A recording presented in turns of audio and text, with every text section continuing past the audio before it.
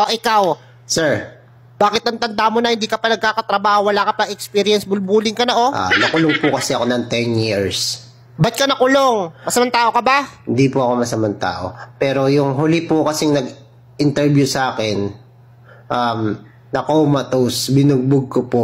Ha? Sabi ba naman, tatawagan na lang daw ako bukas. Alam ko na yung mga ganun, di ba, sir? Kayo ba? Sasabihin niyo ba sa akin yun, tatawagan ako bukas? Hindi, wala kaming telepono. Ay, ganun. Oo, tanggap ka na. Una pa lang kita nakita eh. Hindi niyo pa nga ako natatanong, sir, eh.